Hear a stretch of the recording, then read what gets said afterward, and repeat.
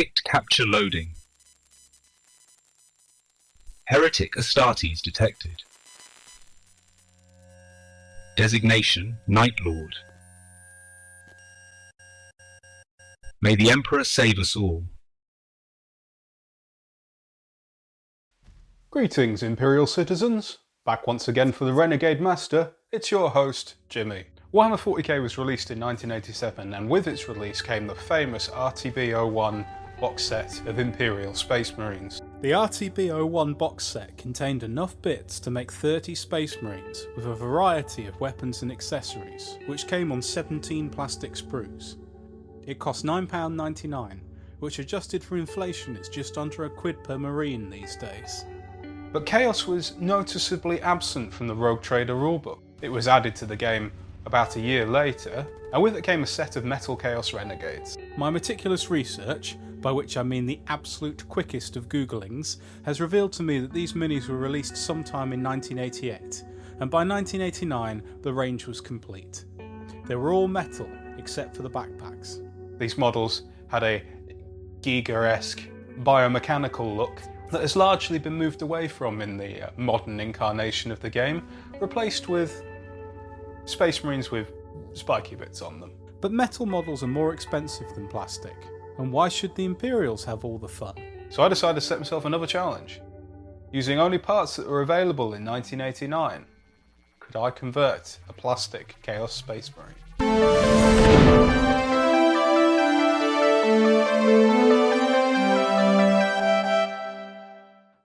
1989. The Berlin Wall came down, The Cure released what is unquestionably the greatest album of all time, and Star Trek The Next Generation insulted us with a clip show. Interesting times indeed. Also, Google tells me this person was born, but I don't know who she is, so whatever. Moving swiftly on, first let's start with a base. 25mm, as was the style at the time. I snagged this partially built RTB01 Marine from eBay, along with a bunch of accessories. It's amazing how small this plastic Space Marine is, compared to its modern day counterparts, and especially the Primaris Marines. Off with his head. From what I've been told, the 80s was definitely the era of lines, and these lines are no exception. Luckily, I'm good at scraping lines with a blade. With the lines done, I moved on to glue. A little bit of cleanup on his power glove, which honestly makes it sound like a dishwashing accessory Fairy Liquid would come up with, so no surprise that they moved on to Power Fist. I got a bag of bits from the Warhammer Fantasy Regiments box, released in 1987. From that, I selected these 3 blades. I glued them together with plastic cement. I stuck them to the back of his fist to make a lightning claw. I don't know if you can even equip lightning claws in Rogue Trader, but it looks cool. This older plastic really doesn't seem to like glue very much.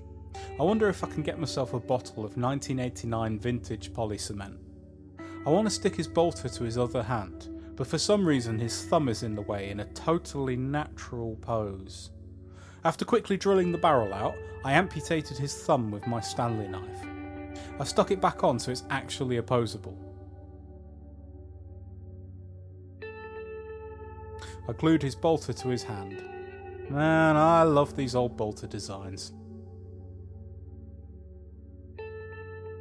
So now he's got 2 arms and no head.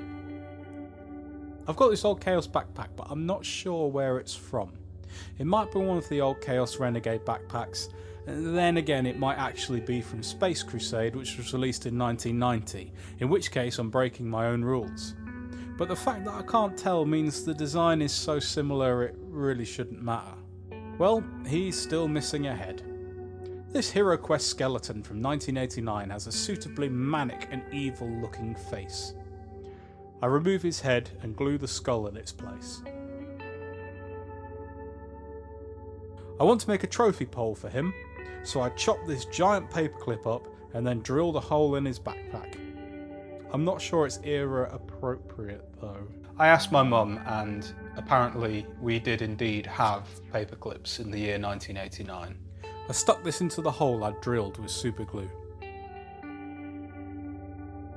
I decided that his lightning claw looked a bit wonky just stuck on his fist, so I pulled it off and glued some fuse wire into the back of it to connect it to the power fist as a sort of power cable.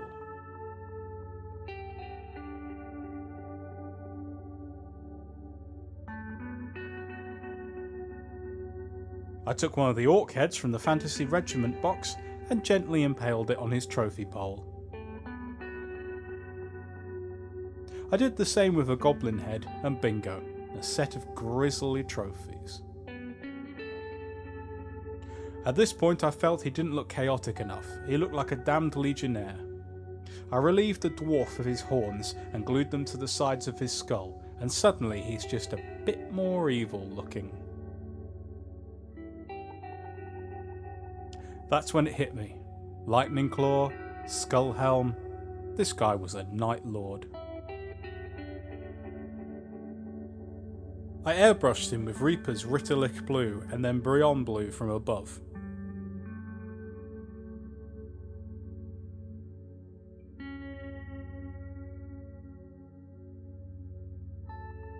Then I painted all his metal bits and bobs with Reaper's Black and Steel.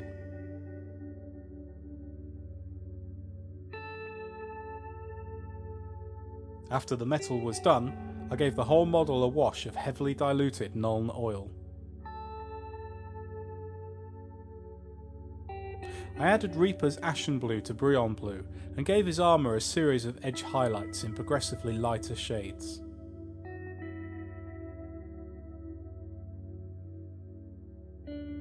I painted his rubber undersuit black, as well as his left hand. The detail on this has always been soft enough that I've thought of it as a rubber glove rather than a gauntlet. I gave his metal bits a highlight of Reaper's Cold Iron.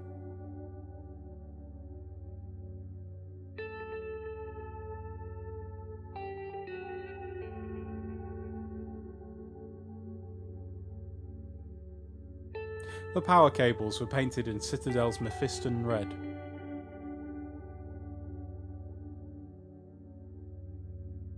I gave his Grizzly Orc head trophies a coat of Death Guard green, which was then washed with Plaguebearer green contrast and re-highlighted with Death Guard green again.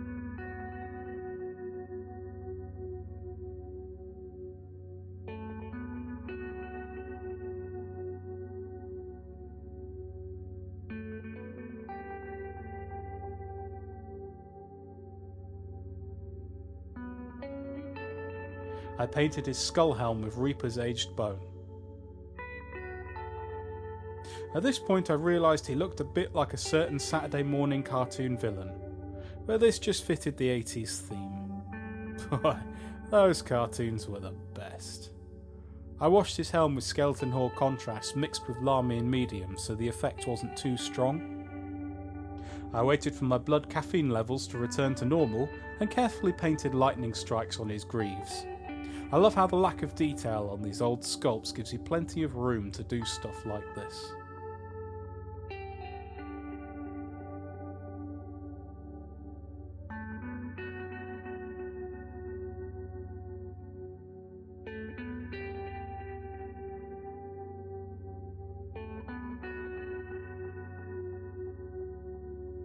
I used my ex's toothbrush to smear blood for the blood god over his lightning claws.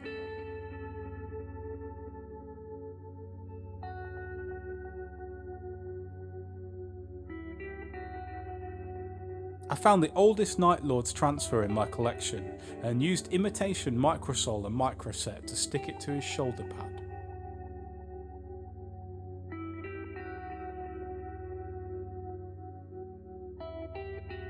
I painted his base in Rogue Trader era appropriate colours.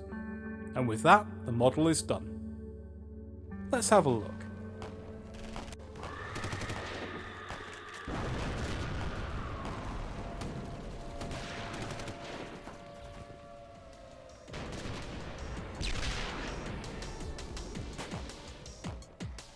Oh, there we have it. A Chaos Space Marine made entirely with parts available in 1989. A little bit of imagination. It's all that was required to convert this venerable and revered Space Marine kit into something a little bit more evil. And it was nice to paint a Night Lord as well. I've never done that before. So that was another episode of Splat Hobbies. If you like what you saw today, please don't forget to give us a like and subscribe. That stuff matters greatly to us, helps the channel grow.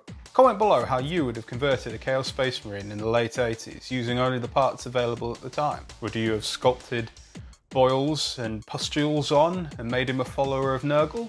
Would you have added additional close combat weapons from Warhammer Fantasy and made him a follower of Khorne? Let us know. So until next time, may your bristles never fray. See you later.